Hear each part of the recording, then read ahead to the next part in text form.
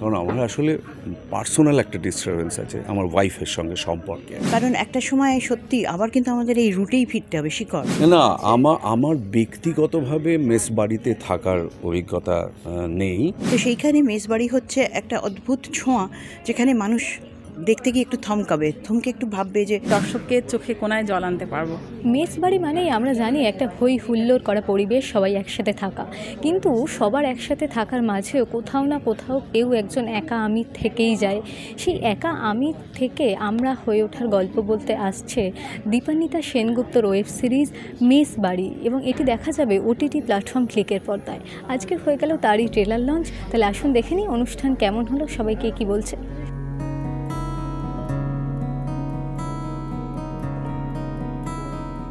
দীপান্বিতা সেনগুপ্ত প্রথম কাজ, তার সঙ্গে আমার অভিজ্ঞতা আগে থেকে ছিল না, কিন্তু তিনি তার হাজব্যান্ড সারাক্ষণ উপস্থিত থেকে আমাদের যে টেক কেয়ার করেছেন সেটা খুবই আন্তরিক, এবং সেই কাজের মধ্যেও সেই আন্তরিক বিষয়টি আছে, এবং গল্পটি একটি অসাধারণ গল্প। সেটা মেসবাড়ি বললেই আমাদের ৭৪ কথা মনে পড়ে যায়।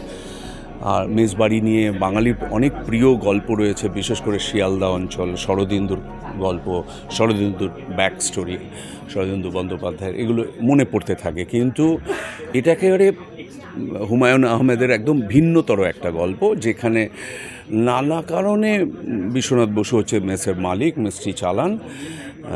তো সেখানে নানা কারণে মানুষ আসেন, কিন্তু তারা একটা মাসিমার কাছে, মানে খেয়ালিদি চরিত্রটি করেছেন, অসাধারণ অভিনয় করেছেন, সেখানে খেয়ালি দস্তিদারের কথা বলছি, আশ্রয় পায়। এবং আমি বলছি আজকের সমাজে মানুষ না ভীষণ কনফিউজড যে জীবনে কি করা উচিত, জীবনে কিভাবে চলা উচিত, সেইটা একটা কিন্তু পজিটিভ গাইডেন্স পান। মানে আমি বলবো না যে উনি জোর করে বাধ্য করেন কোনো কিছুতে, কিন্তু গাইডেন্স পান, সেইটা গল্পটার মূল জোরের জায়গা।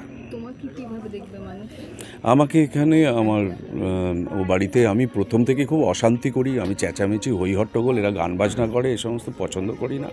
কারণ আমার আসলে পার্সোনাল একটা ডিস্টারবেন্স আছে আমার ওয়াইফের সঙ্গে সম্পর্কে। সেটা গল্পের শেষে কোন দিকে যায়, কি হয় আর কি।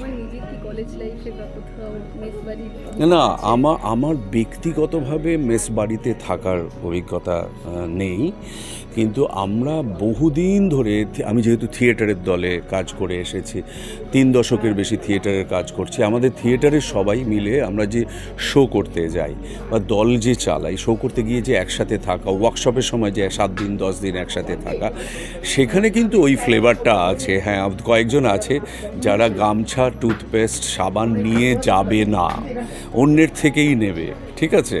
কেউ হচ্ছে খাবার খেয়ে নেবে আগে, অন্যদের জন্য থাকলো কি থাকলো না, এরকম নানা ধরনের মজা চলে। আবার একজন থাকে যে সবার জন্য সব কিছু গুছিয়ে রাখে। তো এরকম অভিজ্ঞতাগুলো ভুলতে পারি না।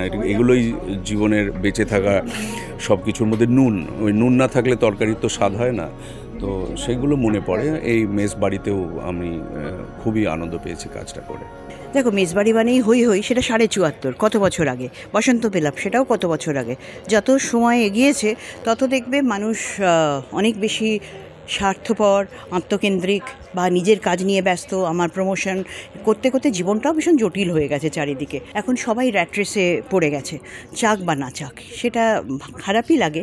তো সেইখানে মেসবাড়ি হচ্ছে একটা অদ্ভুত ছোঁয়া, যেখানে মানুষ দেখতে গিয়ে একটু থমকে একটু ভাববে যে সত্যিই তো আমাদের তো কারোর হাতে সময়ই নেই। মাকে আমরা কবার জিজ্ঞেস করি, মা তুমি খেয়েছো, কেমন আছো, ওষুধটা কি খেলে? বাবাকে কবার জিজ্ঞেস করেছি যে তুমি ভালো আছো তো, তোমার সাথে আমার ভালো করে কথাই হচ্ছে না, একটু বসি। আমাদের কাছে তো সময় নেই। তো সুতরাং এই যে সম্পর্কগুলো জল ছাড়া আস্তে আস্তে শুকিয়ে যাচ্ছে, তারাও ভালোবেসে বলছেন না কিছু, বা আমরা কোনো বন্ধুকে কত বছর ফোনই করি না, তো করতে পারি না, মনে হয় না। তো সুতরাং এই যে সম্পর্কগুলো থেকে থেকে আস্তে আস্তে শুকিয়ে যাচ্ছে, এগুলো হওয়া উচিত নয়। কারণ একটা সময় সত্যি আবার কিন্তু আমাদের এই রুটেই ফিরতে হবে। শিকড় মানে হচ্ছে ভালোবাসা। এই ভালোবাসার শিকড়টা যত মজবুত হবে, আমরা মানুষরা কিন্তু বেঁচে থাকতে আনন্দ পাবো। মাঝে মাঝে মনে হয় জীবনটা কেন এরকম, কাউকে আনন্দ পাচ্ছি না। এই আনন্দটা তো নিঃস্বার্থ ভালোবাসার মধ্যে রয়েছে।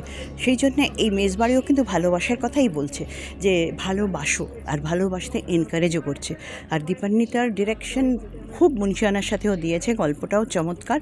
সুতরাং অভিনয় করে মন আমার তো ছুঁয়ে গেছে, আর আমার মনে হয় দর্শকেদেরও মন ছুঁয়ে যাবে। মেসবাড়ি মানে হচ্ছে সেটা হই হই করে থাকার জায়গা, অবশ্যই সেটা এখানেও সেটা আছে, এখানেও সবাই মিলে অনেক মজা করছে। কিন্তু এই মেসবাড়ির মাধ্যমে আমি দর্শকদের যেটা বলতে চেয়েছি সেখানে হলো হই হই বাঁচাটা তো শুধুমাত্র বাইরের থেকে নয়, ভেতর থেকেও তো আমাদের হই হই করে বাঁচতে হবে, এবং সেখানে সমাজের সব বয়সের মানুষদেরকে হই হই করে একসাথে বাঁচাতে হবে। এই মেসবাড়িতে একজন প্রোটাগনিস্ট যে ক্যারেক্টার খেয়ালি দস্তিদার, সে হচ্ছে বৃদ্ধা, সবার থেকে বয়সে বড়, এবং তাকে সবাই খালি অ্যাভয়েড করে চলে। কি করে তাকে অ্যাভয়েড করে চলে যাবে, সে ডাকলে সাড়া দেবে না, এই সমস্ত দেখানো হয়। সে বারবার মনক্ষুণ্ণ হয়, অপমানিত হয়, কিন্তু গল্পের শেষে নানা রকম ফন্দিশে আটকে থাকে এবং নানা রকম পার্টি থ্রু করতে থাকে সবাইকে একসাথে করবে বলে।